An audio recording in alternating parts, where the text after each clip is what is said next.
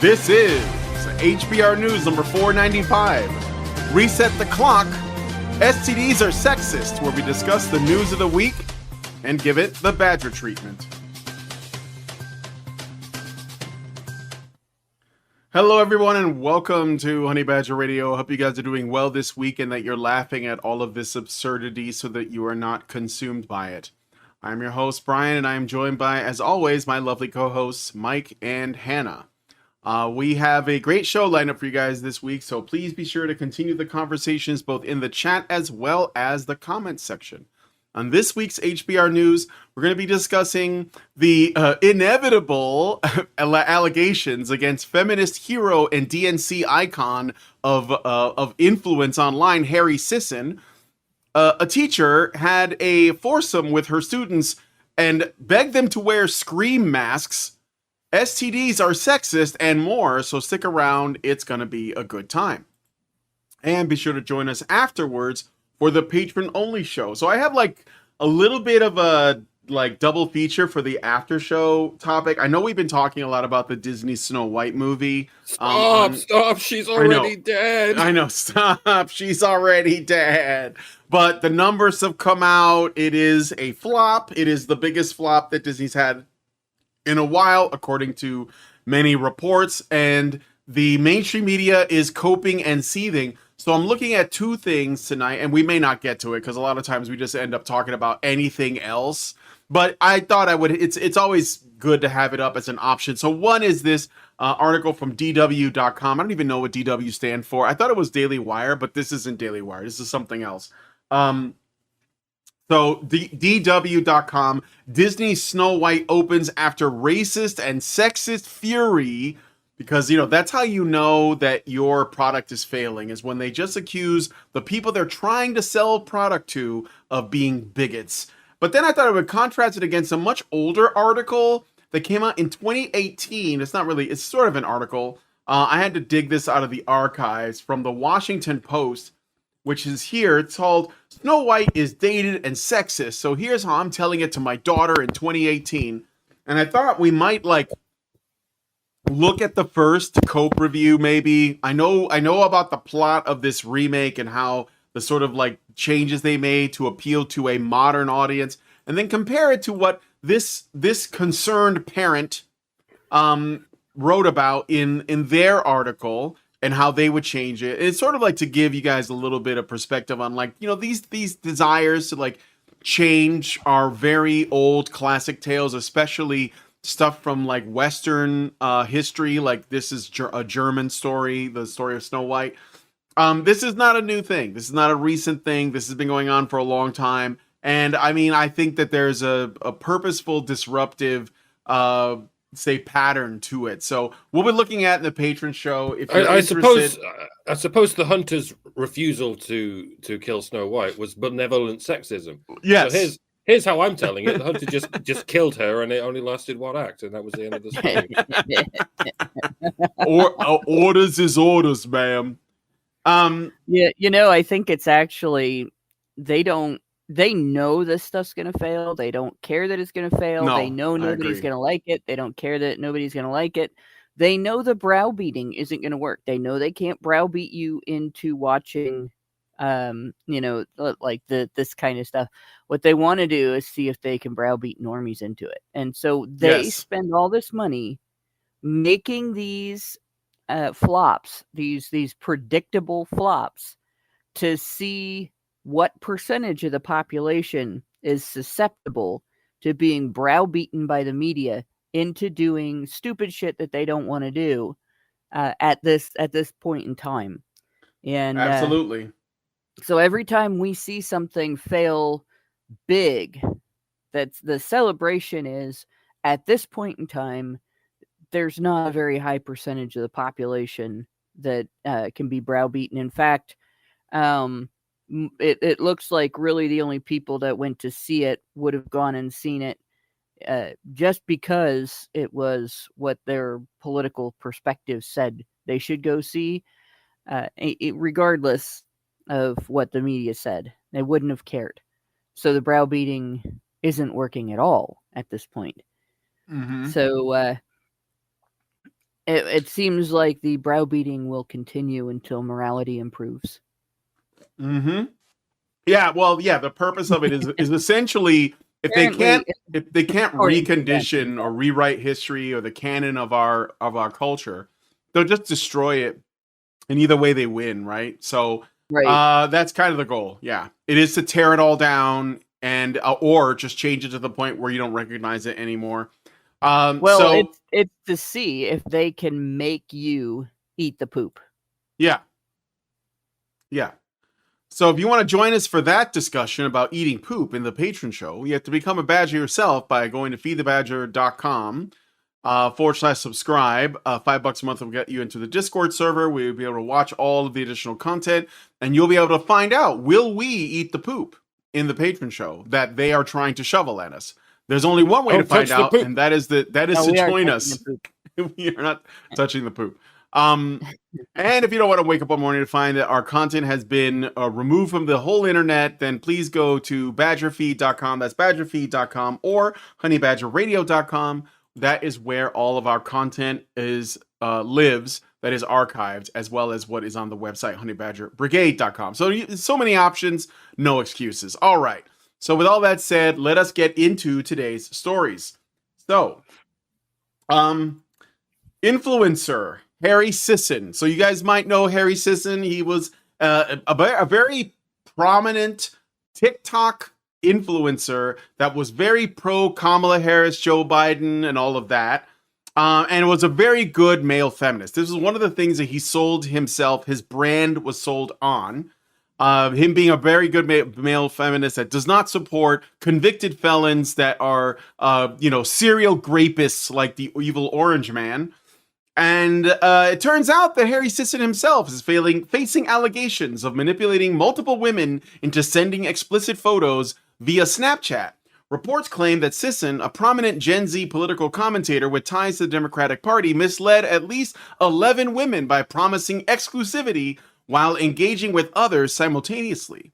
These accusations, which surfaced on social media, lack independent verification, and the credibility of the accusers remains unconfirmed due to limited public information about their identities and backgrounds. No legal actions or formal investigations have been reported. The claims have sparked outrage and calls for accountability.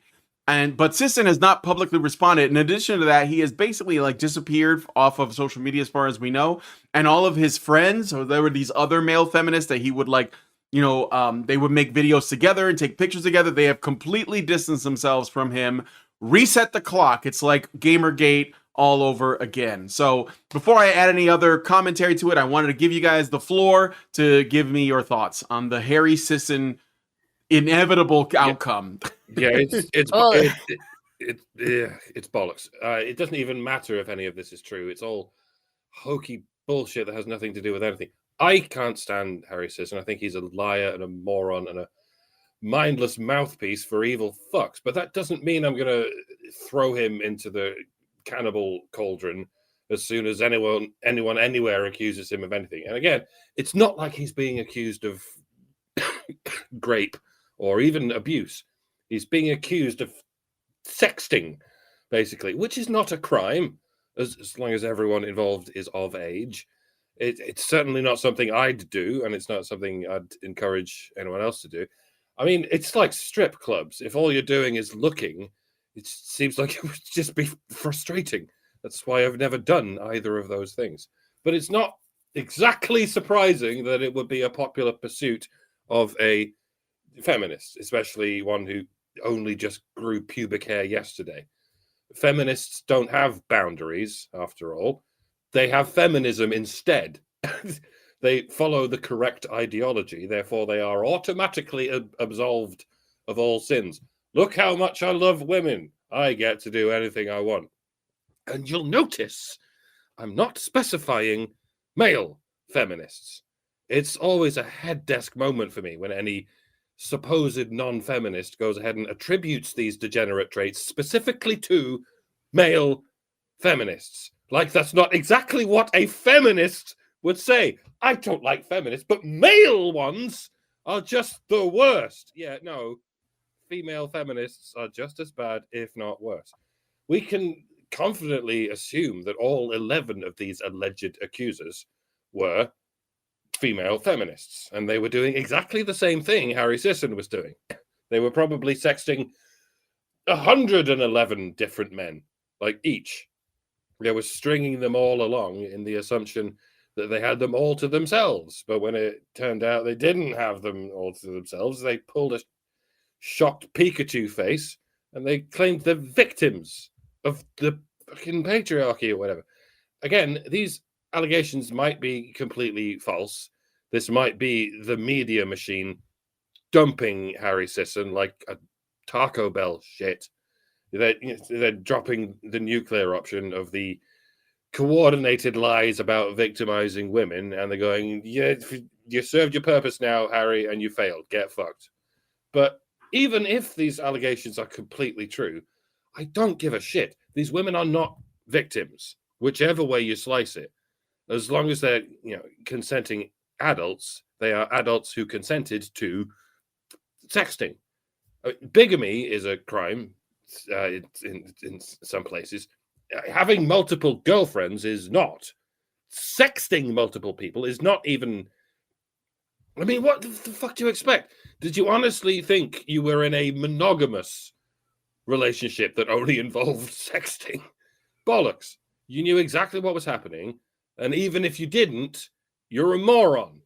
And you should consider this a life lesson. You're not a victim, you're a moron, or a horny degenerate, or both.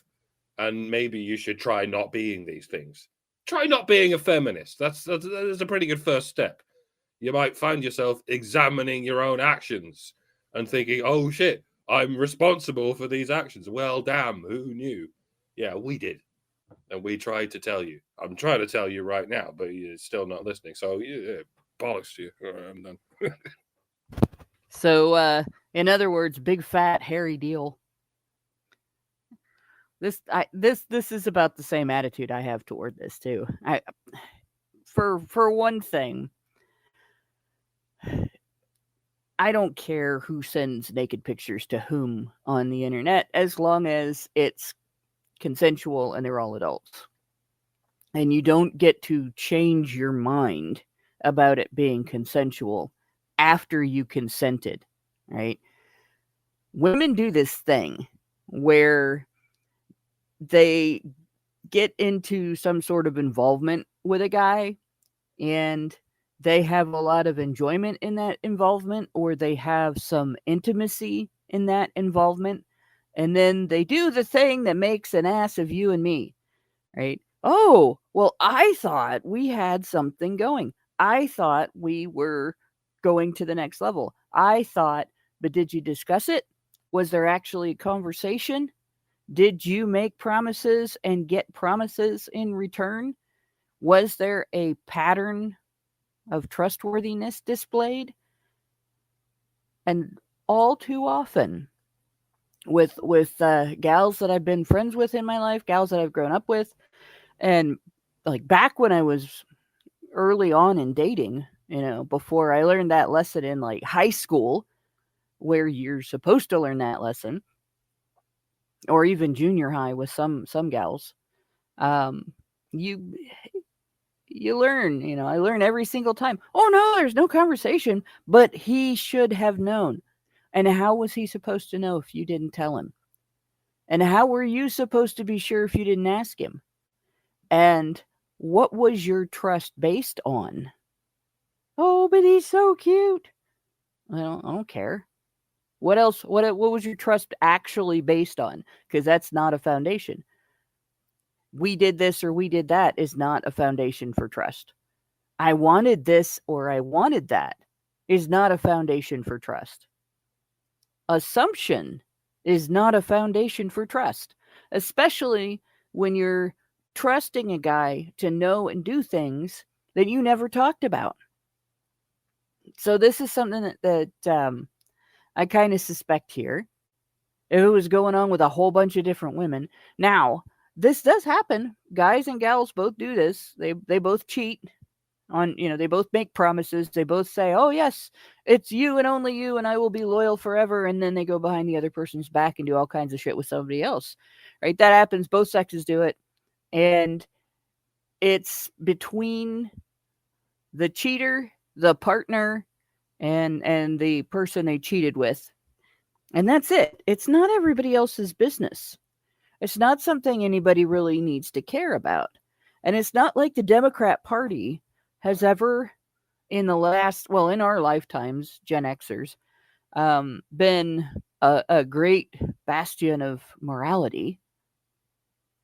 Right? They've never been, they think they are. They think that they're the arbiters of morality when it comes to relationships between demographic groups.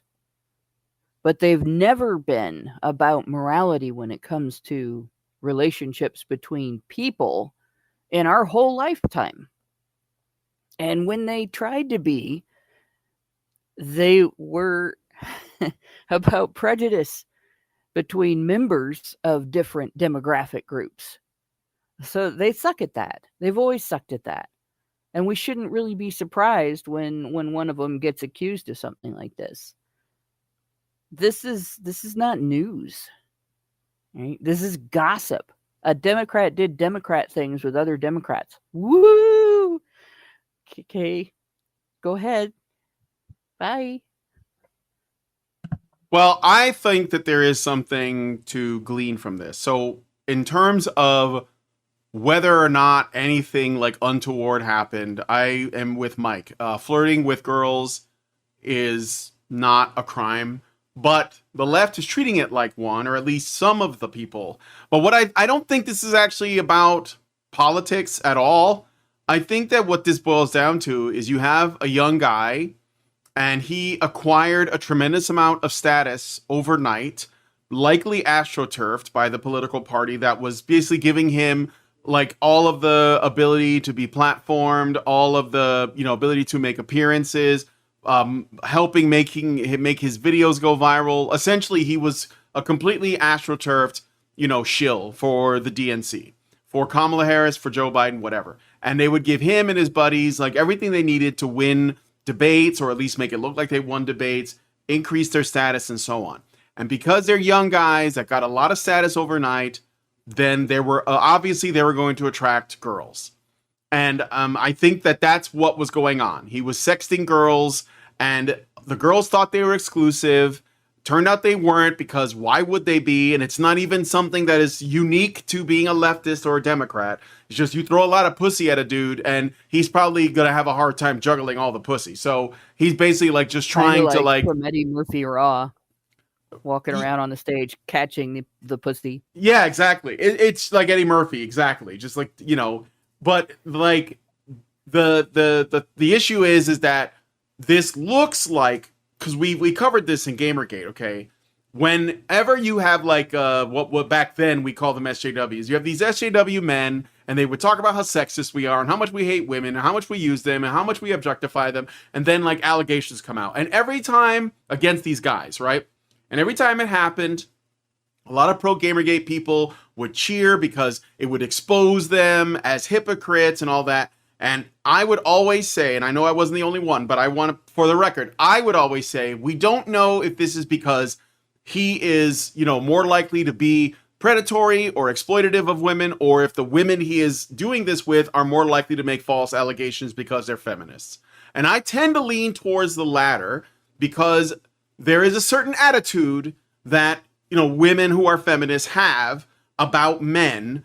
And there is like a way that they would use them and also throw them under the bus, or, make allegations against them, because they generally have a mistrust of men. And being a male feminist, and this was one of the lessons I was trying to teach to guys back then, and I still put this out there, it doesn't protect you from this.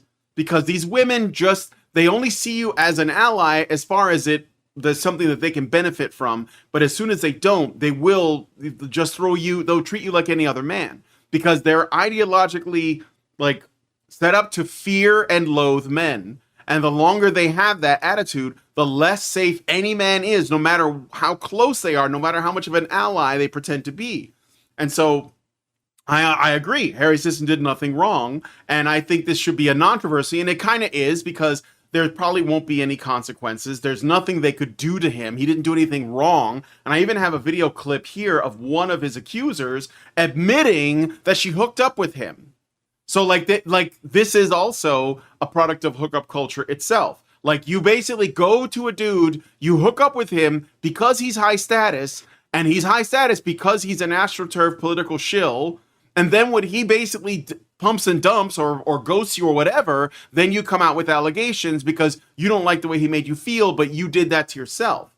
And so let's listen to this clip. But I think that there is a teachable moment here that, I mean, obviously our audience probably doesn't need it, but you never know who this is going to reach because the purpose of our shows is to reach people who don't know who we are or what we talk about. So let's listen to a little bit of this. I'm not going to play the whole thing because I know it's long. Shall we? So before I get into these around 50 screenshots providing evidence and context for anything that I have said, I do want to reiterate something just for even more context. I met Harry in summer of 2020. We were both kind of like the original political TikTokers, and we were on the Dem High Pass, which was a huge political TikTok account. So they were astroturfed activists doing like getting paid probably a lot of money because the DNC and was she throwing. Thought they were going to be a power couple. Maybe let's play some more. Our relationship has always been friend-based. However, when I did go to Jersey to visit my aunt, he has a summer house there, so we did hook up a couple times. So you see that we were friends. It was always friend-based, but we did hook up a couple times. Come on. Yeah. See, which one is it? That thing I was talking about of a woman experiences or girl experiences a little bit of intimacy or increased intimacy in a friendship. And all of a sudden she thinks, oh, this must be exclusive now because she doesn't want to think of herself as somebody who just hooks up. Right. So but she can't possibly have just hooked up. So there must have, and it will be rewritten in her mind. There must have been some evidence of, exclusivity or loyalty or something that she was acting on. Women will interpret body language. They will interpret things that did happen or things that didn't happen. Well, you didn't say this, so this must be true. They will dream interpret every little thing that happens in your interaction to make out that you have promised them something that you didn't verbalize, right? Mm-hmm. And then they'll get mad when you have no fucking clue what they're talking about. They will get mad. They will accuse you of cheating. They will accuse you of being sexually predatory when during the interaction, the signals they were sending, similar to the signals you were sending, were just casual hookup. That's typical. That is so typical. Oh, what? Mike, is that you? I just got.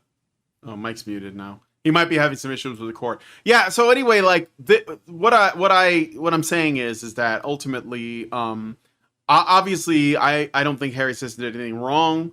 But like why he is dealing with this is ultimately because he has surrounded himself with feminist women. And he got accused a bunch of times, and he's going to get more. And it mostly has to do with the fact that maybe he wasn't upfront about like, hey, look, this is just this, and I don't want anything else. Maybe he ghosted them. Maybe he realized they weren't cool and he didn't want to be around them anymore. That's his business. But the point is these are the women that Paul Elam is always warning against, right? Don't stick your dick in crazy. These are the women you wanna avoid like the plague, because they are already conditioned to see you as the enemy no matter what. And so if you say, well, I mean, I get it, you're like, he's like 20 something years old, and hormones are raging, but there's something more that needs to be said about this. All right. This isn't just don't stick your dick in crazy. Okay. Don't stick your dick in normal. Yeah. All right. Exactly. Crazy. This isn't abnormal behavior for women. I wish it was. Okay. Women should be more accountable than this. Women should be far more accountable than to hook up with a guy consensually and send him nudes consensually, and then play victim when they don't get what they want out of it or what they expect out of it. All right. You're not a victim. You put some of your resources into a goal that you didn't meet, and you feel burned and you have bad feels about it, which means that you're not cut out for hookup culture, which is also pretty normal. Most women, the ones most heavily pushing hookup culture, aren't cut out for it. And it's biological. All right. When you have sex with a woman and you have skin on skin contact, your brain and her brain start making chemical changes. And those chemical changes might make you more easily guilt tripped by her. And they will make her more easily offended by your behavior if it seems at all to be disloyal or not completely catering to her interests and needs, not completely exclusive to her, not acting as her protector, and so on. She develops a sense of being a couple, whether she means it or not, whether she wants to or not, whether she's consciously aware of it or not. She's going to develop that sense. And it's going to be easier for her to make you feel bad about something that you didn't do. It's going to be easier for her to make you think maybe you did lie to her, maybe you did trick her, maybe you did do this, maybe you did do that. And it's all bullshit. Yep. Right? Women need to be more accountable than that, but they're not. So guys, you cannot, it's not just don't stick your dick in crazy. You cannot trust that women are tough enough, strong enough, stoic enough, and aware enough of their brain chemistry to engage in hookup culture, because they're not. They're not smart enough to handle hookup culture. They're not detached enough to handle hookup culture. And if they were, they would either be autistic or they would be sociopaths. And that's not saying that you can get away with it with autistic women either, because sometimes it's amplified with autistic women.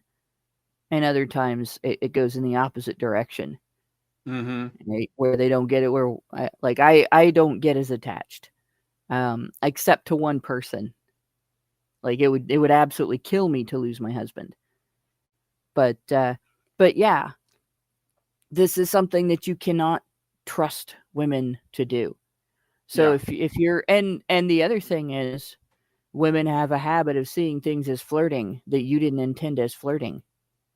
And I mean, I've had other women see me do things that I don't intend as flirting and accuse me of flirting with some guy and get mad about it.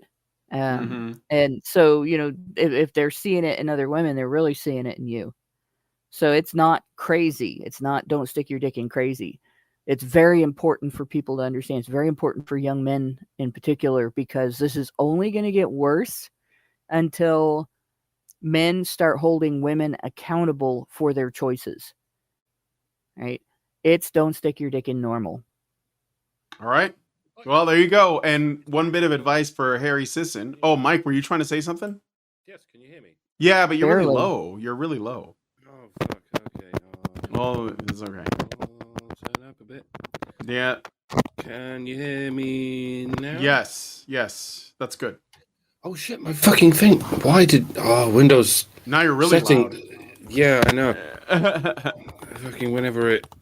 Anyway. No, yeah, it's this phrase that appeared in general parlance about 20 years ago.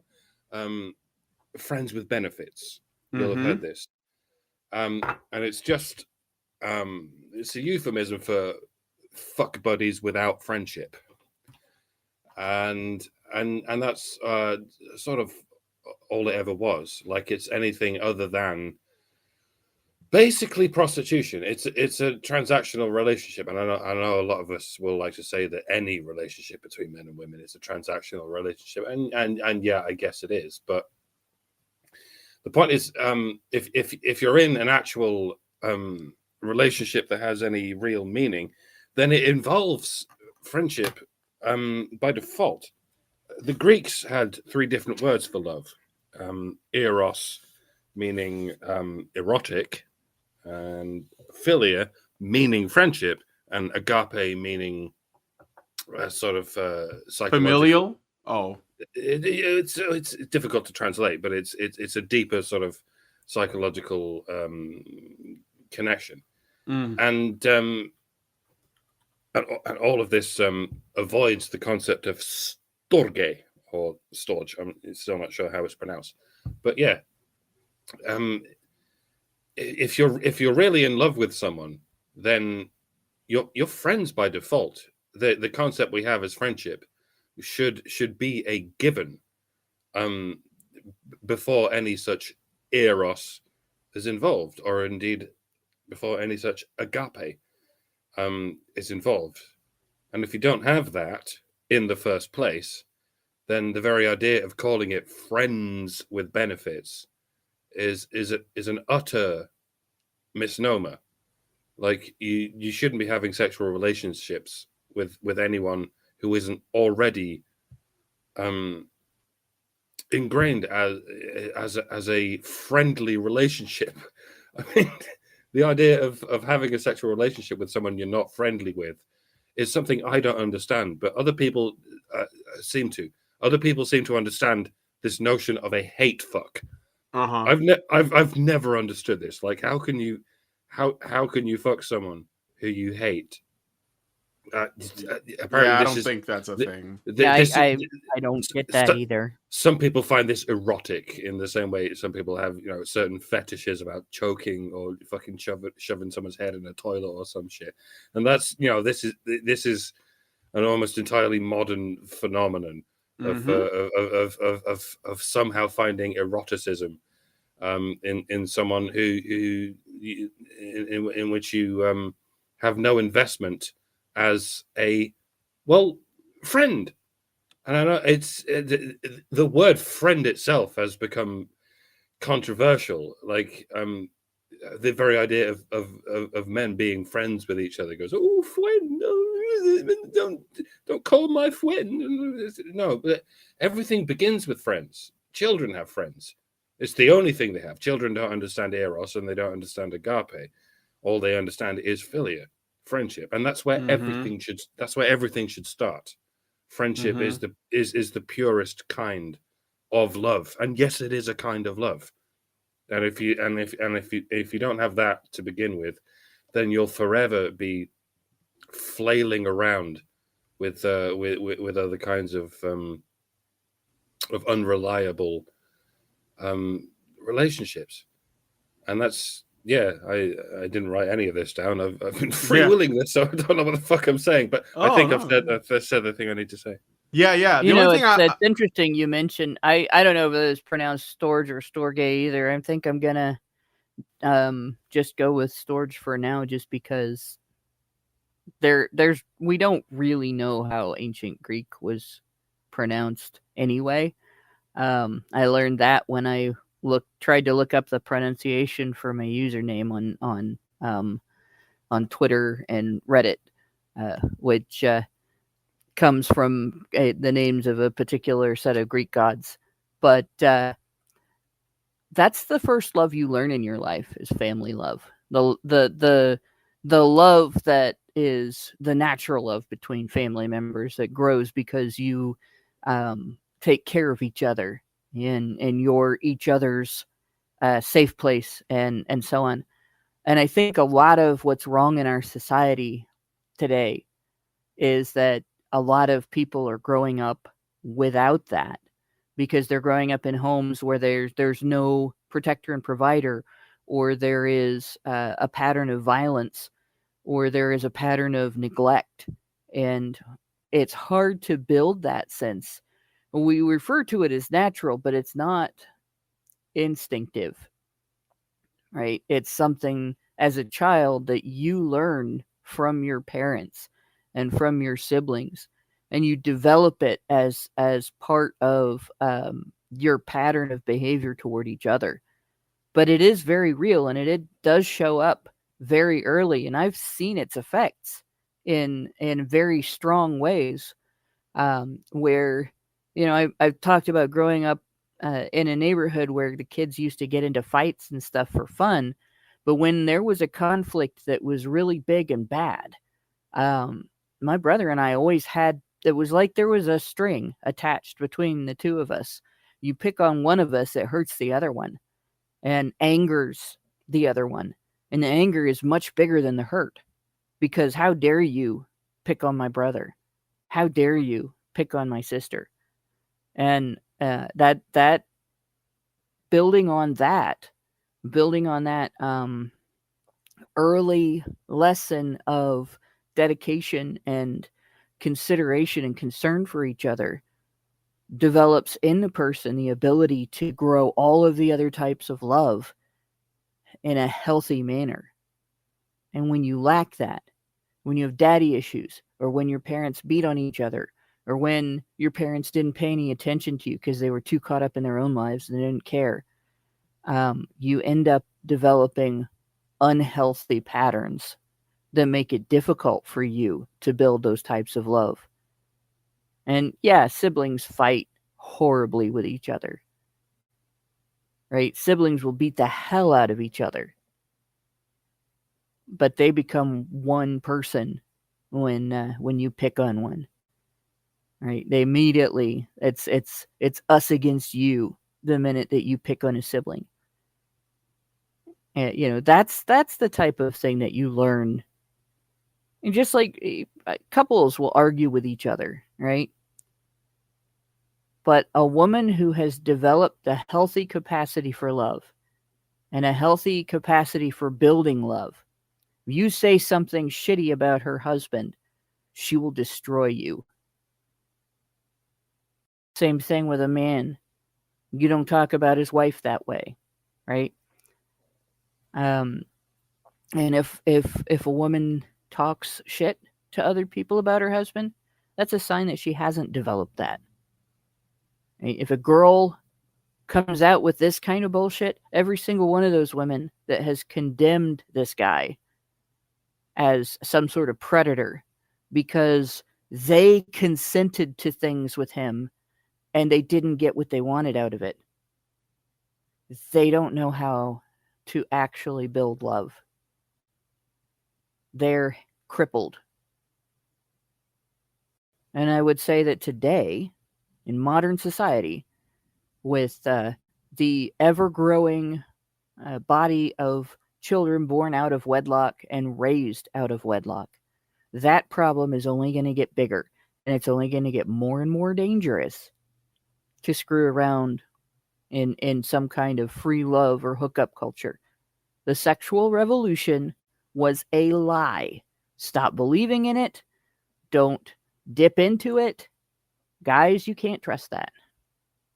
You can't trust women to be able to handle it. So I stand by what I said before. This is an issue of women's lack of accountability. It's not just the pattern of accusing men. This is that women don't know how to build love, and they don't know how to be accountable for their intimacy behavior. All right. Well, all I will say at the end here, just a little, if Harry Sisson, if you happen to see this, I just want you to know that you should not be ashamed. Don't hide. Just come out and say, yes, I did what I did, and I'll do it again because you didn't do anything wrong. And maybe reevaluate the way other men sort of like, you know, like the allegations against other men by women. So this hopefully will give you some perspective on that. And yeah, be careful who you mess around with, but don't let them ruin your life because you didn't break any laws. You didn't do anything wrong. But you absolutely should be ashamed for supporting the most corrupt regime in American history. But yes, you should be ashamed for that. That's a different thing, but yes, you should. Anyway, let us know what you guys think about this one in the comments. Again, if you want to send us a super chow, be sure to read it related to whatever story. Just go to feedthebadger.com/justthetip, and I will be sure to read it. All right, so let's move on to the next story. This one's crazy. Indiana teacher Brittany Fortenberry faces allegations of, and this is how they phrased it, okay? Sexually abusing multiple teen boys, forcing them to wear scream masks. If you guys know about this, had them wearing ghost face masks during group encounters. The 31-year-old reportedly drugged victims with alcohol and mushrooms, targeting students as young as 13. This is they're calling this they're calling this sexual I guess, like, let's see how they word this. They're just calling it group sex. Pretty sure, like, if you mess around with a 13-year-old boy, there's another word for that, but for some reason we're not using it. But anyway, she's charged with child molestation and sexual misconduct, with claims surfacing via court documents. She was also married, by the way, and her husband, Nicholas, allegedly knew and has filed for divorce. Okay? The accusations remain unconfirmed by independent sources, and no trial date is set. Alcohol and mushrooms. Now, I don't know how many of you know what your first mushroom experience can be like, but it's traumatizing enough being raped by an adult at the age of 13. But if it happens under the duress of mushrooms, like your first mushroom trip is supposed to be a beautiful thing. It's supposed to be in a set and setting, as we call it, among friends, among peers, where you discover the infinite love of God and the universe and such. It should not be spent being raped by an adult who is supposed to be in charge of your well-being. I cannot begin to imagine how traumatizing it is to not only get raped by an adult, but for it to happen under the influence of mushrooms. I've tried to get this across to people so many times. People think mushrooms are like this perfectly harmless drug that just makes you feel good and stuff. No,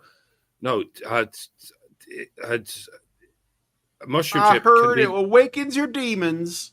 It can be the most traumatizing thing you've ever experienced. It can go either way. It can be the most beautiful experience you've ever had, or it can be literally a nightmare, a living nightmare if it goes the wrong way. And however you feel about how legal mushrooms should be, giving them to a 13-year-old should be completely illegal. You should have to go to jail for a fucking long time if you give these things to a minor, especially a 13-year-old. Fuck's sake, this is no fucking wood chipper. Fucking, by the way, she's a pedophile as well. She's a pedophile as well. Two wood chippers. Well. Yeah. Feed her into two wood chippers at the same time. Yeah, so she groomed these kids for a while, and her home was set up for sexual escapades of different types. She had a stripper pole in her house and sex toys, items that victims have previously described in messages she is said to have sent to them. One 18-year-old student who allegedly received explicit messages and photos from her told cops that she boasted about being a stripper and shared details of her exclusive content on adult websites. So she groomed these kids for a while before this happened. I'm trying to find the... she groomed at least 10 boys, some as young as 13, through gifts, manipulation, and disturbing sexual advances. So that... Okay, Mike, I'm sorry. I interrupted. No, I'm done. I said all I need to say. I'm not. Two wood chippers. I'm not. 3 wood chippers. Cut her into... I'm not done. Hang, draw, and quarter her and feed her into 4 different wood chippers. Sorry, Hannah, go on. The accountability for her specific actions falls on her, just like Mike said. Everything Mike said, spot on. But there is a bigger picture here to look at. All right. When my mom was carrying me, she was teaching, and she didn't inform the school that she was pregnant until she was showing very blatantly. And the reason was because early in the school year, they would have fired her. They would have canceled her contract for being pregnant in front of the kids. Now, my mom wasn't an elementary school teacher. She taught high school. By that time, the kids all knew how babies were born. There was no, secret that the kids would be mystified by how she suddenly turned up with a belly like that, right? And it was in Lima, Ohio. So it was in a larger city, a more liberal area. But the rules were, you get pregnant, you get fired. But they wouldn't get rid of her later in the school year because they couldn't replace her. And the students had already been learning from her for so long that they didn't want to interrupt the students' learning experience either, right? So feminists have talked about that phenomenon, that the women who married women who were pregnant couldn't be teachers, right? That married women who were teachers still had to be super modest and super careful how they interacted with the students and so on. And they considered it to be sexist, that there was a morality baseline that you had to meet as a woman to be a teacher. And it was even more so if you were unmarried. A teacher that was unmarried was really, really carefully monitored. Feminists fought long and hard to change that. They fought to make it illegal to treat a woman differently in the workplace, including the educational workplace, because she was married, pregnant, or otherwise had any evidence that she was an adult woman. And they talked about it like it was just an assault on femininity and the female identity, and it was sexist and so on. Right? That was the first step. And over the years, they have fought for more and more. You can't tell women they can't have skirts that show the leg below the knee. You can't tell women that they can't have skirts that are above the knee. You can't tell women that they can't wear short sleeves. You can't tell women that they can't wear shirts that show their shoulders. Right? Oh, you can't say anything about cleavage showing in a woman's shirt, if she's a teacher, because some women have big boobs and they can't help it, right? And it's been bullshit the entire time. The more attacks that feminists have made on judgment of women's overt signs of morality in their jobs in the education system, the more they have created a pathway for sociopaths like this pedophile to get into the school system, get in charge of a classroom, and start exploiting other people's children. Now, does that mean that if women can be teachers when they're pregnant, that means they're going to molest kids? No. But if you're not allowed to judge anything a woman does, ever, that creates a situation where you can't call out red flags. You have to ignore them. And the minute a woman presents herself as this bubbly, sweet, interesting, engaging person that the kids are going to love and learn from and remember fondly when they're in their adulthood, that's all you're allowed to look at. It's all you're allowed to notice. You can't notice if she comes in with cleavage showing for the interview. You can't notice, if she seems like she's a little off in her behavior. You can't notice if she's flirting with everybody in the office, or if she has a funny look when she looks at the kids. Can't notice any of that stuff because she's a woman and you can't criticize her. You're not allowed to notice the tiger's teeth or the cougar's teeth. Right? Yeah. Stop noticing. That has to stop. You know, if you can't notice the cougar's teeth, it will eat your children. Case in point. Mm-hmm. Also, just want to remind everybody a little bit about this story. One of the most shocking allegations or accusations detailed in the police affidavit shows that Fortenberry, that's the woman, the teacher, took a 13-year-old and two of his friends to a mall before calling their parents to ask if they could spend the night at her house. Once they were there, she ordered them to have group sex with her on the condition that they wear scream masks. Brittany had one condition for them to have the gangbang with her, and that was that they had to wear a scream mask to fuck her, the affidavit stated. So the scream mask thing, I don't know, man. It's weird. I'm just saying she was into some weird shit. But I'm just reminding you guys, because you're going to see the story coming up with different people giving their takes, and the ghost face mask is going to be like probably a big part of it, because it is kind of a weird detail. So I got a super chow from people that want to have sex with children are always into some weird shit. Yeah, well, I mean, like the scream mask seems kind of tame by comparison to the thing about the kids, right? Yeah, so I mean, they always have some sort of perverse, weird, nasty ass things they want to do. Yeah. Okay. I got a super chow, but let us know what you guys think about this one in the comments. Meredith G gives us $5 and says, HBR News number 495. Getting sexually involved with a feminist is best exemplified in the fable of the scorpion and the frog. Remember, like the scorpion, the feminist will sting, dooming you both. But we have to realize when feminism got rid of much of the courtship norms, the often control sexuality before marriage didn't result in women learning that they are the agents in their sexual relationships.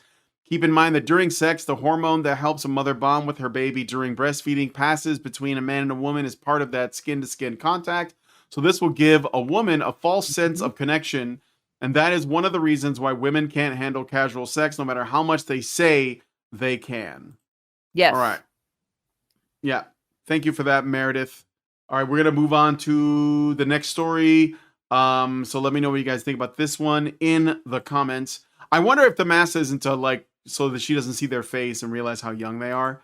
That could be part of it too, or it's just some twisted shit. No, that's not what it was. I can tell you that's not what it was. From being on the victim end of that type of experience, pedophiles have to unperson their victims. You're not a person, you're an object, right? Because if you're a person, then they're hurting a person. Yeah. Okay. So let us know what you guys think about that in the comments. Next, okay, in a recent unfolding story, the United Kingdom's Prime Minister Keir Starmer was publicly engaged with the Netflix series Adolescence, a thriller starring Stephen Graham that explores the dark impact of social media and online misogyny on young men, centered on a 13-year-old boy accused of murdering a schoolgirl.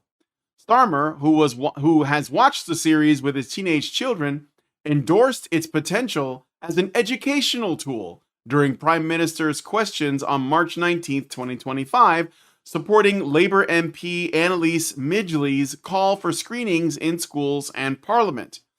Culture Secretary Lisa Nandy also acknowledged the government's awareness of the issues raised, reflecting a broader political recognition of the series' themes. It's almost like that was the point of the series' existence, though reactions amongst MPs vary and unified parliamentary action remains unclear.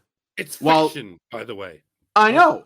Parliament is being told to respond to fiction. Yes. Completely ignoring the reality. Sorry. Yeah. I'm almost done. I know. I'm gonna take a break after I'm done so Mike can get all of it out of his system. While no direct legislation has emerged from this engagement, the series has amplified discussions around existing frameworks like the Online Safety Act 2023, which aims to regulate harmful online content. Starmer's advocacy suggests potential for adolescents to influence educational initiatives, such as integrating its themes into school PSHE programs to counter toxic online influences, though no regulations or increased funding for youth mental health support, but concrete parliamentary commitments are yet to materialize, leaving its broader policy impact speculative for now. Okay, Mike, take it away. Yeah, we've already talked about this. We've devoted 3 shows to it in the last week or so. It's probably not much more to say, but I was drunk at the time and I've already forgotten everything that was said. So forgive me if I find myself repeating myself. But yeah, this is the absolute state of the UK, specifically the UK government and every media outlet it's paying or forcing to spread its preferred propaganda. Public enemies number 1 and 2 are the internet and males of all ages who are native to the UK, because these are the only 2 things over which the government and its cronies don't yet have complete control. They have complete control over broadcast media and newspapers. They have complete control over women and what they think and feel. And they have complete control over foreigners. As such, they can remove those foreigners anytime they want. They just don't want to, and so they don't. They want them to be here, and they want them to create this chaos because they can use that chaos to twist the narrative so as to control native males and the internet. A foreigner slaughters a bunch of British children. We need to ban males from the internet. A foreigner stabs a member of parliament to death. We need to ban males from the internet. An asteroid lands right in the center of London and vaporizes millions of people. We need to ban males from the internet. Someone steps on a piece of dog shit. We need to ban males from the internet. Human males. I mean, it's not the dog's fault. Yet another pit bull mauls a child to death. We need to ban males from the internet. The sky is blue. Ban males from the internet. The sun rises in the east. Ban males from the internet. The clock strikes 12 and then it strikes 1 minute past 12. Ban males from the internet. Now, obviously, they can't ban males from the internet. The internet is like any other crucial infrastructure. It is maintained by males. If you don't allow men to access it, then the whole thing will collapse in a matter of seconds and it'll take years to repair the damage. What they mean is we can't allow anyone to go on the internet or anywhere and proclaim that native British males are in some way, human and that they somehow deserve compassion or empathy, that they deserve their own priorities or their own spaces, heaven forbid. That is what should be banned, and that is what we can indeed crack down on. We need to make sure that no one in the country can turn on any electronic device and hear any message along the lines of, maybe straight, white, cisgendered native men are not necessarily the entirety of the problem after all.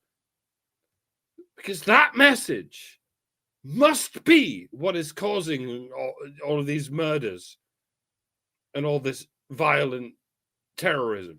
It cannot possibly have anything to do with the monopoly we, as the British government and our cronies, have over the mass media and the education system, and the way we use that monopoly to utterly demoralize and demonize the native males of this country, while we flood the place with foreigners who hear nothing but this message. This is a point I made last summer when those riots were kicking off, but it bears repeating. Our country, the government of our country, has invited foreigners to this land for a long time. And for the most part, in previous generations, they integrated. They saw the British way of life and they liked it. They tuned into the television and they saw content that celebrated the British people and their way of life. But then those foreigners had children, and their children tuned into the television in the last 20 years or so, and they saw content that painted the British people as racists and misogynists and evil imperialist colonizers. Even those of us who have stayed in Britain for generations, minding our own business and welcoming everyone with open arms. These second or third generation immigrants tuned in to the TV recently, only to be told that they are oppressed and marginalized by the British people, especially by the British people who have lived in the countryside for centuries, minding their own business. Not the British government. Heavens to Murgatroyd, no. The British government loves you and respects you and would never colonize anyone or drop bombs on your country against the passionate protests of the British people. No, young Bucky.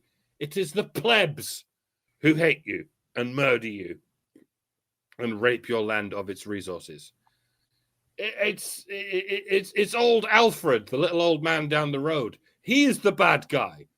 It's those children in that local Christian primary school or in that community center doing dance routines and drinking homemade lemonade. They are the ones who are culpable for the centuries of colonial expansion, not the government. Heavens, no. They do this. The government and the media, they pump out this oikophobic propaganda day in, day out. They beam it into everyone's homes while they ban any TV station from offering any alternative narrative. And it never occurs to them that it might be contributing to some kind of anti-British sentiment, to some kind of revenge narrative. They can't escape this paradigm because they've already long since passed the event horizon of the sunken cost fallacy. And so they have no recourse but to quintuple down.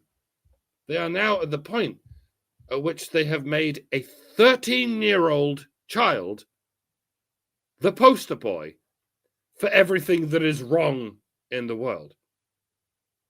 Where do they go from here, you might ask? A 12-year-old boy, of course, and then an 11-year-old boy, and then a 7-year-old boy. They'll keep going until they are blaming white male babies for the nuclear dirty bombs mysteriously detonating across every major city in the country. The UK is fucked, ladies and gentlemen. Even if the rest of Europe wises up and stops doing this and votes any party into power that is anything to the right of Stalin, the UK government and its cronies will just octuple down on it. They will punish your children. They will punish the embryos of your unborn grandchildren. They will punish the glint in the milkman's eye before they walk any of this shit back. It's why I intend to get the fuck out of Dodge as soon as possible. And I would recommend you all do the same. I'm with Peter Hitchens at this point. He was right all along. It's like Dunkirk. All of Britain is Dunkirk at this point. We cannot win this battle. All we can do is retreat and leave Keir Starmer and his third world client groups to die of starvation in the hell they have created. Then we can return. It'll take a while to burn the bodies and clean all the shit out of the streets. But it wouldn't be the first time we were able to come together to rebuild our great nation after it was reduced to rubble. But if we stay here, we will become the rubble. We'll be part of it. These bastards won't stop before that happens. It's what they want. They want to tax the rich into oblivion. The rich will leave.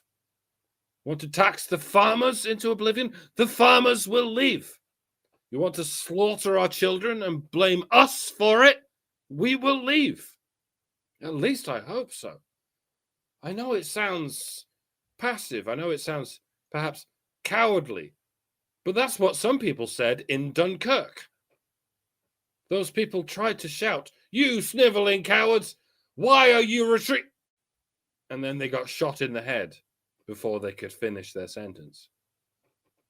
How bad does it have to get, friends, countrymen, before a tactical retreat is the right thing to do? I say it is now. I know it's easy for me to say that because I don't have a wife and children to look after. But even if I did, I would not fancy my chances of being able to look after them in this already post-apocalyptic landscape. So, yeah, I'm going to the land of the free as soon as I can, just like so many of my ancestors did. And in God's good time, the new world, with all its power and its might, steps forth to the rescue and the liberation of the old. Yeah, I'm doing Churchill for those who didn't know that speech off by heart already. This time we don't fight them on the beaches. We let them die on the beaches.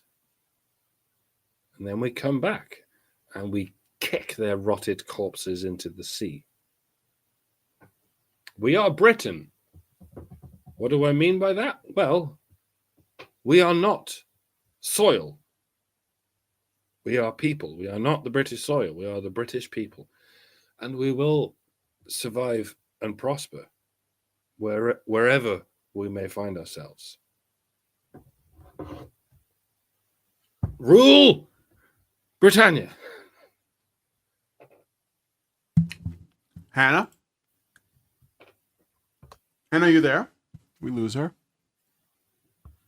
Hannah's muted. Yeah, there we go. Sorry. I okay. wanted to make sure that Mike got to say everything he was going to say. I did. And also, I was clearing my throat a lot. So I'm sorry you guys might have to listen to me continuing to do that. I don't think that the politicians that are doing this are acting on sunken cost fallacy. Right? I think they know exactly what they're doing. I think this is malicious and deliberate and calculated and targeted. And the reason for it is because it will allow them to usher in a social credit system just like China has, and a social control system just like China has, that allows them to control your political speech and your voting habits so they can maintain the illusion of a representative democracy, a mockery of the parliamentary system that began in Britain, while actually running a dictatorship. A massive Europe-wide dictatorship, which Britain will rejoin at the first opportunity. It's why they want censorship. It's why they want to demonize boys. It's why they want specifically to demonize speech that contradicts political narratives that their side is putting out. I don't know that I would go left and right with the UK or Europe in general. It's left, farther left, and farthest left. But they want a police state. They want a complete and utter lockdown of everything you do, think, or say, so that they can simply manage you well enough to exploit your labor to make themselves wealthy, and to make it impossible for you to push them out of power. And I think that the politicians that are doing this are 100% part of and on board with the World Economic Forum, with the whole one world government concept, and so on. Right? The death of European civilization isn't going to be debauchery.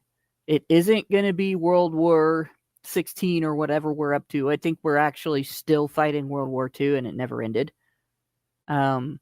Which really was just a continuation of World War I. Right? But it's not going to be war. It's not going to be pestilence. It's not going to be famine. It's going to be Hanlon's razor. Hanlon's razor is going to kill you. The belief that these people are just incompetent and they don't know what they're doing, and if you just get them to understand the problems with what they're doing, they'll do better. The false belief that they are not malicious is going to be the shield they hide behind the whole time they do this. They will never stop. They will never get better. They will never reform. They will never turn around, even if they go out of power. Right? Even if the populism of the United States rescues Britain and any other part of Europe to the point where these people cannot accomplish what they want and they have to step back into the shadows, they are not reformed. They have not changed their minds. They have not changed their ways, and they never will. They will keep pushing. They've been pushing for this for a few hundred years.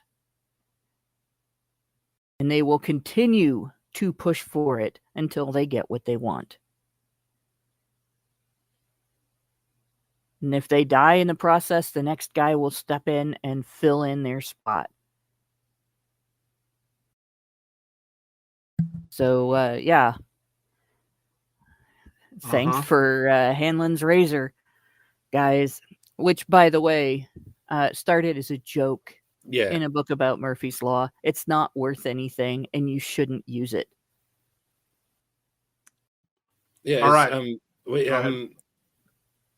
If the Cold War can be considered, I mean, anything but an extension of World War II, and as you said, an extension of World War One. I'd like to say we're still fighting the Cold War, but we lost the Cold War. We lost the Cold War before it even started. And it's supremely ironic that our government is now claiming to want to fight against Russia. And indeed, send our young men to die in a war against Russia, when we already lost a war against Russia fucking 80 years ago or whatever it was. And yeah, the Cold War was all about the Russians infiltrating, or the communists in general infiltrating the West with their communist ideas. And it's barely arguable at this point that they have won that war. That the West in general, especially Europe and especially the UK, have been completely demoralized and degenerated by communists. Even at the point where Russia has got over it. Even at the point where most of Eastern Europe has got over it. The West, especially Western Europe, and to some degree America, but thank the Lord for Donald Trump. We don't have anything resembling Donald Trump in Britain, and we won't ever. Certainly not fucking Nigel Farage. I don't even want to get into that, but yeah, no, there's there's no hope for us anymore. The communists won the war against Britain, and now it's completely run by communists. They just call themselves a bunch of different things. Like, if they even feel like it, sometimes they call it feminism, but it's in the case of Keir Starmer, he's just a straight up Marxist. He doesn't even deny it any more than Jeremy Corbyn did. We like to think we dodged a bullet by not electing Jeremy Corbyn, but Keir Starmer's even worse. He's even worse. He's a straight up Marxist. He doesn't care. He's only ever been interested in paving the way for everyone but the English to fucking cast a flaming swathe through all of Britain. And this is why whenever people talk about how Kemi Badenoch, the new leader of the Conservative Party, we shouldn't let her get into any power because she's Nigerian. And yeah, I get the point that if someone has some kind of dual citizenship, then they can't be trusted with the fate of the British people. But Keir Starmer is as English as mustard, and no one hates Britain more than Keir Starmer hates Britain. So I don't know how you gatekeep against this. With any of this, you could put the most British person ever in charge of Britain, and it's very likely that there'll be a dyed-in-the-wool communist who is only interested in completely destroying Britain and replacing the British people with anything but the British people, and that's what's happening. And we've got another 4 years of this before anyone can take over. And who else is going to take over? The Conservative Party? No, same shit. The Reform Party? No, same shit. There's nothing. There's nothing on the horizon. We are fucked. Didn't Andrew Tate say he was running for prime minister? That's not... Conor McGregor wants to run for president of Ireland. Wouldn't be crazy to have like a super like fucking? I don't know. I'd be behind Conor McGregor, but you may have noticed that Andrew Tate is a Muslim. Yeah. Do exactly the same thing that Keir Starmer's doing, overrun the country with fucking Muslims. See, there's nothing on the horizon. We're fucked. Like, this is why I love America so much, because that's the only place I get any of my white pill fix. Like, there's nothing here but kilograms and kilograms of black pills. Carl. I'm sorry, Mike. I know you're. If you're done. No, okay. Please take over. I'm exhausted. Carl Benjamin Sargon, our friend of the channel, Carl. He wrote in his. There's a great essay in their latest issue of Islander, and one of the things that he was talking about was that Britain needs to muse on what it means to be English and like what the identity of an Englishman is. And I think this is his way of saying that up until, for most of recent history, Western nations were essentially not really allowed to have an identity. And because of the spooky post-World War II attitude towards all Western nations, that you might turn out like Germany, which is like the specter of nationalism. But he is right, and I've been saying this for a long time. I had long conversation with Lindsay about, we talk about Canada, and one of the things that Lindsay said to me when we were first like getting to know each other, we have conversations every day. We talk about like our differences in cultures and nations and stuff. And what she told me about Canada, I was like, I kind of felt like there was some truth to it, but it was almost like it dawned on her as well when she lived in the United States for as long as she has. And she said, Canada doesn't like, what does it mean to be Canadian? And there's no answer to it except that Canada defines itself as not the US. That's what its definition is. It is defined by what it isn't. And that is framed in a negative way. So, you know, Americans are loud and they're fat and they're, you know, boisterous and they're braggadocious and they're, you know, gregarious and they're in your face and like, and these are framed by Canadians in the Canadian culture as negative. Like everything about America is we are just like Canada, except we are rude and we are not nice and we're outspoken and we brag and we boast and we're prideful. And these are all bad, bad qualities. So Canada doesn't have those qualities. It's like a thing that they suppress. But as a result of that, their country is being, just like in the UK, overrun by foreigners from other countries, although they're doing it legally because no one wants to get in the way of it because Canadians are cucked. They are cucked, okay? And I think that Canadians, like I helped Allison do a video the other day where she was saying that, you know, like she wanted to give her opinion on what was going on with the tariffs from a Canadian perspective. And one of the things that she was opining on was, you know, Trump often jokes about making Canada the 51st state, right? And I do think it's a joke. Like, I don't think he would really annex Canada. I think it's just his way of like, you know, sort of like putting like, making fun of us, right? Making fun of, you know, negging and trolling foreign countries. I don't think it'll happen, but she was worried that it would. And she said, I don't want to lose my Canadian identity. And I didn't want to interrupt because I was just manning the back room, but I was like, but what does it mean to be a Canadian though? What is Canadian identity? And I think English people have to figure that out too. And I think one of the reasons why Conor McGregor was able to boldly say, you know, we're the Irish and we're going to do something about this is because Ireland, despite all of its problems, they know what it means to be Irish. They're very like steadfast in believing that being Irish means something. And the fact that the Irish have been through a lot of shit, right? Whether it's from foreign countries, our own government, or the English back in the day, but that was only something that made them stronger in their understanding of what it means to be Irish. Like Irish people are proud of what they are in the same way that Italians are, and Americans are too. And I see no reason, and I've been saying this forever, I see no reason why Canadians, the English, the Germans couldn't also take pride in what they are and be shameless in you know, defining what that is, but they do have to figure it out.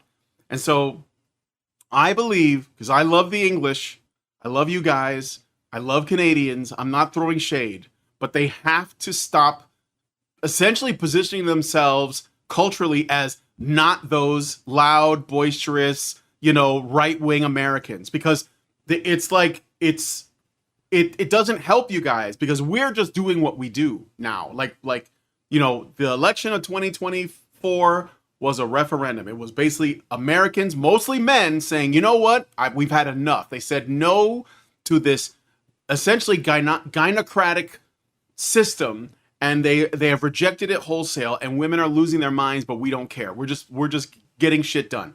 And I think that other Western nations should, instead of, because, you know, Canada's doubling down on like, oh, well, look at those, oh, we're not going to work with you guys, right? Oh, you're going to put tariffs on us? Oh, well, you know, instead of doing that, maybe you guys should be like, okay, what is it, like Americans are doing something right. What does it mean to be Canadian? What is that? What does it mean to be English? You know, and yeah, like Mike said, it's not soil, it's a people. But what is that people? And that's what you guys have to figure out. I mean, that's what I think, you know. Jim Bottle says Richard IV's channel does the same. Yeah, I've seen a couple of his videos. I wasn't thinking about that, but like I said, I've been saying this for years. I know what it means to be an American, okay?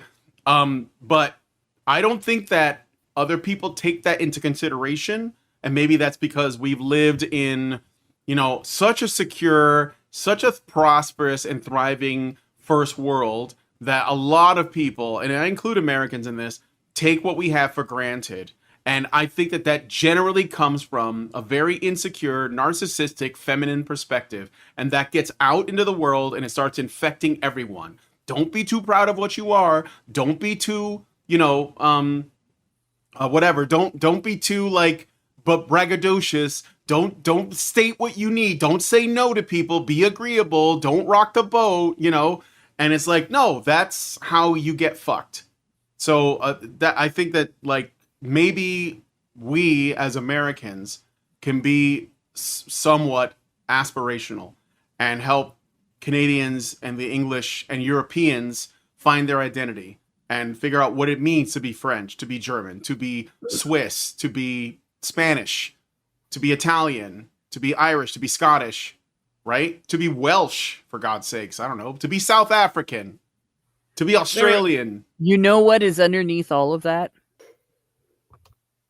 What is the most important thing that has been attacked underneath masculinity? To be men. That's yeah, right. To be men. Yeah. Something that people don't realize. Which is where this starts from. This is where it starts from. That's why they're using this adolescence show. Because they know what the threat is. It is something that remember, like I said, Hanlon's razor needs to die as a thing that people take seriously and consider important to maintain and use. People are malicious far more than they're incompetent. Yeah, and incompetence doesn't preclude malice. And incompetence is a condition. Malice is an intention, right? And intentions are the cause of human behavior. Conditions are just the environment in which those intentions can form. And they don't always, and sometimes they form in absence of those conditions. So people need to get that right out of their head. But I want you to think about something, and this, whatever you want to call it, woke ideology, bridge, DEI, political correctness, the propensity of people to value niceness over every other quality, characteristic, environmental factor, and so on. That's been used against people for eons by authoritarians that want to take enough social control and legal control to be able to enslave people without alerting them to the fact that they are slaves. And the very first step that they have to do, they have to brainwash you to make that happen. All right. Because if you're not brainwashed, you know damn well that your rights, your human rights, and your freedoms are being compromised or being attacked, are being taken away from you, are being violated, are being raped, right? You know, if you're not brainwashed, that you have a right to better than what you're getting. You know that you have a right to freedom. You know that you have a right to self-determination. So before they can enslave you, they have to break down your sense of self. You can't have human rights if you're not human. You can't have human rights if you're not a man or a woman. You can't have human rights if you don't have an identity. So the systematic attack on masculinity is the beginning of attacking every other type of identity that exists. Yeah. And the so-called war on women is a war on men. Mm-hmm. Every aspect of it involves treating masculinity as either dirty and gross, dangerous and dastardly, or a weapon to use against women, which makes it dirty and gross and dangerous and dastardly, right? The second step is guilt. Once they've broken down your sense of self, the next thing someone trying to brainwash you does is impose a sense of guilt. So when you hear war on women and you realize that it's masculinity that's being targeted and exploited in this supposed war on women, that's that sense of guilt. And once they've got you feeling guilty, then they go for the I'm bad, bend the knee, show me your sense of guilt, show me that you're confessing, show me that you hate yourself, show me your oikophobia, right? Once you've shown your oikophobia and you have now hit the breaking point, who am I? What am I? What am I supposed to do? What am I supposed to be? I don't know. that's when you turn to your brainwasher for salvation, and you are now a member of the cult. All right. That's where our leadership is in most of the nations in the world. That's where the entire portion of the population that people have referred to as woke NPCs are. The reason that they can't get out of that mentality is because they have literally been broken. They've been damaged. They are like toys that have had parts removed, right? Mm-hmm. Instead of like people. They're still human, but they don't know it anymore. And they don't have a way to know that you're human either. And that is, we're at risk of seeing that take over the world. If you don't, I hate to say it, but man up as a population, tell people, fuck you, I'm not doing this, I am a man. That's going to get soundbite stolen. But men need to be able to stand up and say, yes, I am a man, and it's a good thing. Men are good. Men built civilization. Men created everything that keeps people safe, comfortable, healthy. Men created systems that no other living creature has created. Even creatures, even in species that build homes, don't have the types of systems we have for removing waste and removing illness and curing illness, treating and curing illness, helping the wounded. And right? Go on. Men did that. Women didn't do that. Women supported that. Women were in the background. Women, as necessary as it is to have partnership, women do not get credit for that. Women have their own identity, and it should be separate from men. And feminists have worked tooth and nail to take that away too. Right? Women provided the home environment for men to come back to rest and recuperate and recover, renew, restore, and be ready to get back to building civilization. And that's honorable and right and good. And feminists have taken the honor away from that. They've taken the rightness away from that, and they've taken the good away from that. And they've made it shameful to care about men. So women listening, stand up and say, I am a woman. I'm not a man, and I don't have to be a man to be good. Right? This is not difficult. This is basic shit that everybody should understand. Don't let them take away your identity. It is the most important thing that you have. Your sense of self, who you are, what you stand for, what your personal code is, what you value, and what you think is valuable in life. Those are yours. They don't belong to society. They don't belong to some elite hoity-toity group of people sitting in some expensive building after flying jet engines and wasting all the carbon credits they have, right? It doesn't belong to them. It doesn't belong to people that dress like Star Trek villains and other space movie villains and tell you that giving birth makes you an attack on the planet. It belongs to you. It's yours.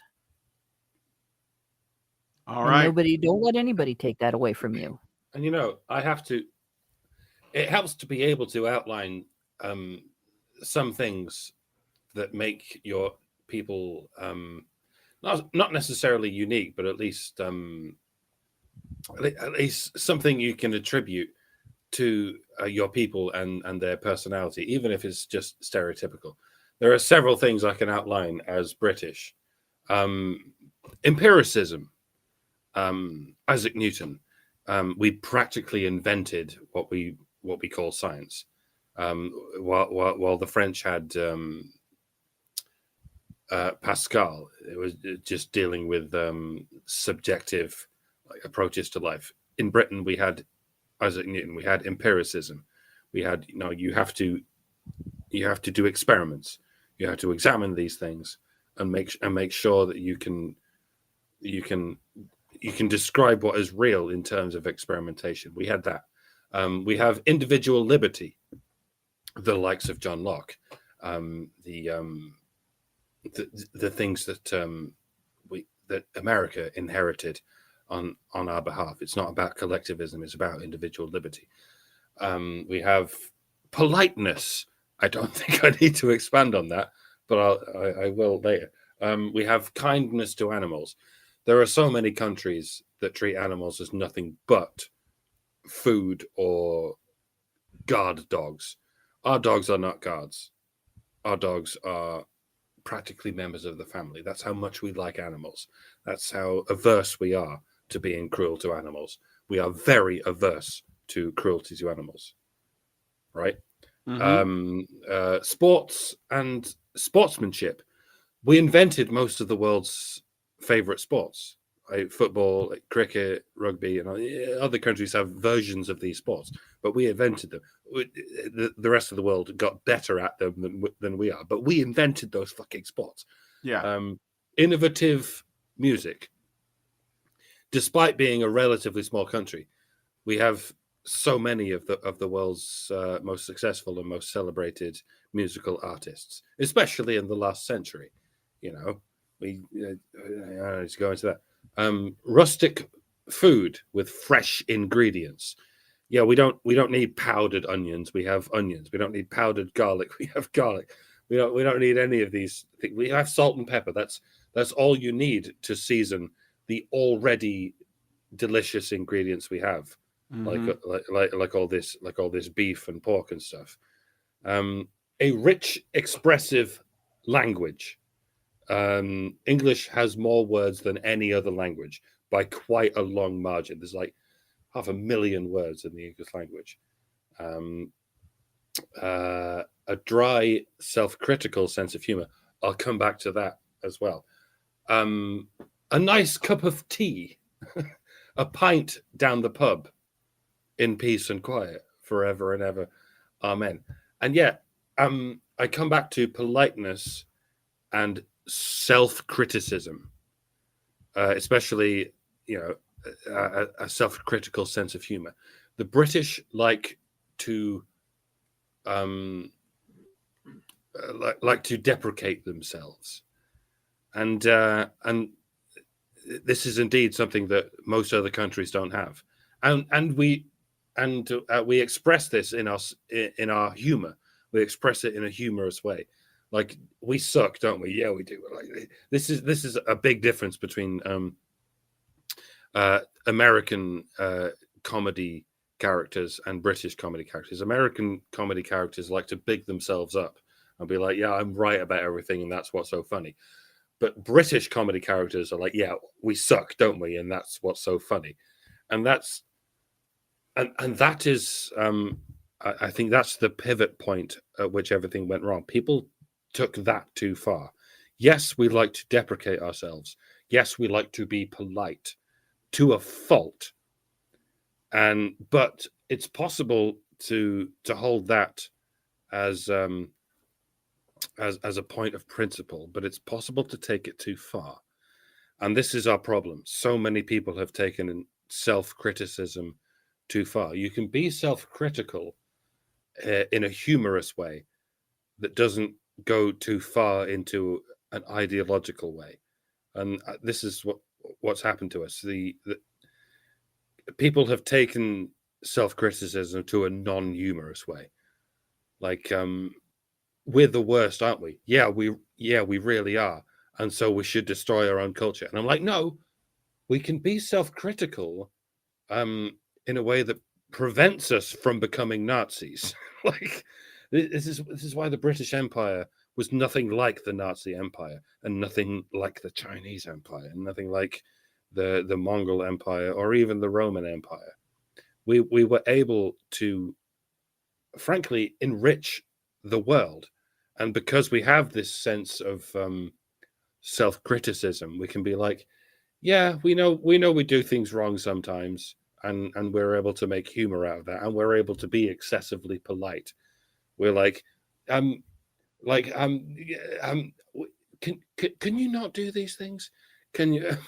I mean, we try not to do the things that we don't like either, and we'd like you not to do these things. Oh, you're going to keep doing them? Okay. Well, we'll fuck off out of your country and let you do these things for yourself, and we're going to go ahead and completely destroy our own country because we hate ourselves so much. And this is one of the most British things about me. I hate myself, right? Deep down, I fucking hate myself, but I'm still not going to let people hate me.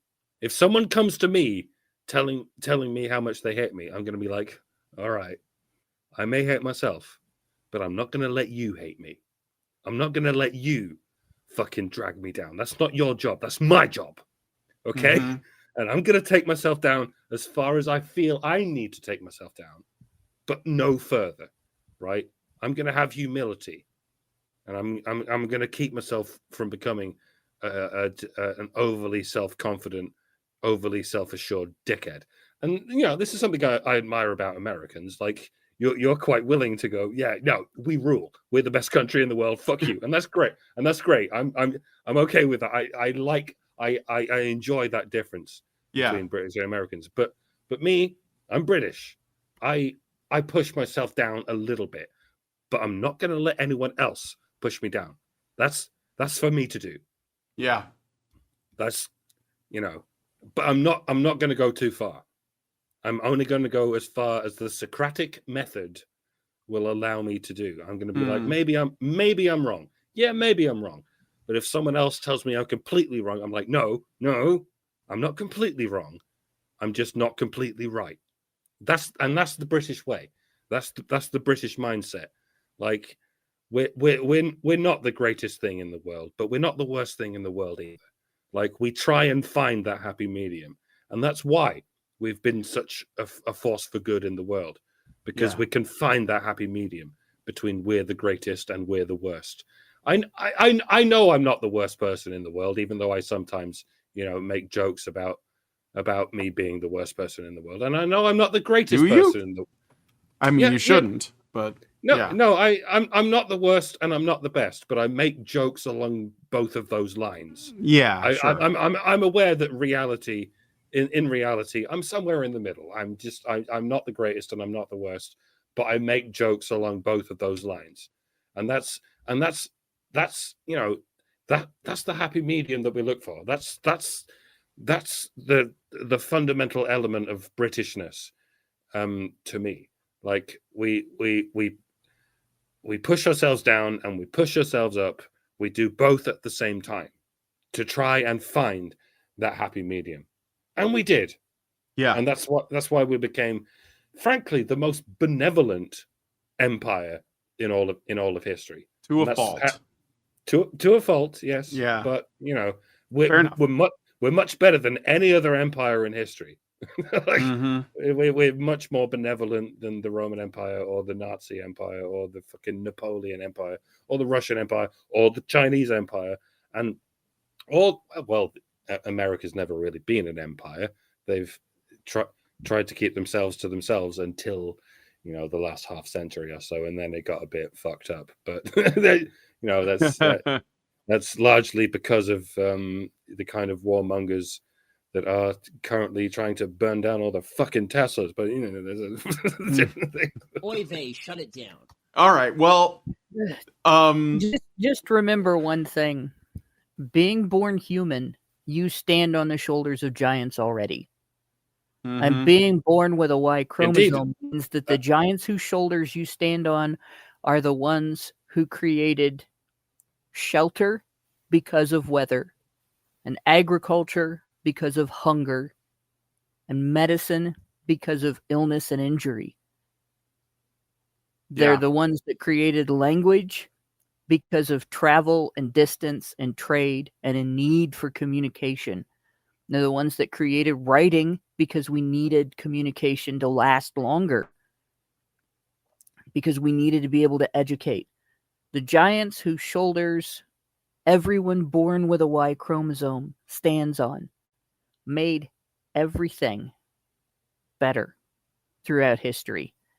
Even through all of the growing pains of civilization, through every war, through every bad idea, through every famine, through every disaster that humankind had to weather.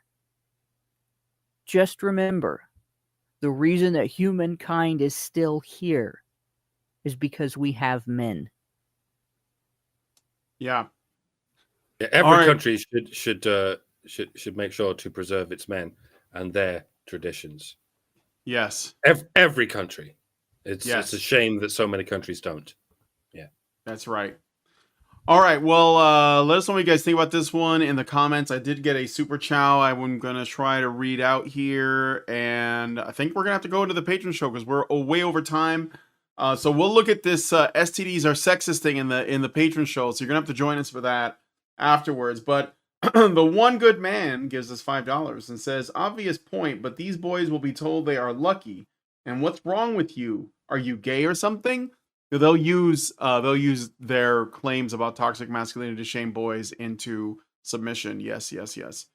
All right. Well, anyway, so we're gonna have to end it here. But if you want to join us to talk a little bit about why STDs are sexist and women's are the losers, then join us in the patron show by going to feedthebadger.com/subscribe, and we'll also women have forgotten how to be accountable. Yeah, that's all it is. And they don't know. Well, we'll talk about it in the patron show. So, please join us for that. We'll also probably talk a bit about this Snow White thing in addition to that. But for now, we are going to have to wrap it up here. So if you guys like this video, please hit like, subscribe if you're not already subscribed, hit the bell for notifications, leave us a comment, let us know what you guys think about what we talked about on the show today. And please share this video because sharing is caring. Thank you guys so much for coming on and hanging out with us on the news show today. Thank you to Hannah and Mike for your priceless input. And we will see you next Tuesday.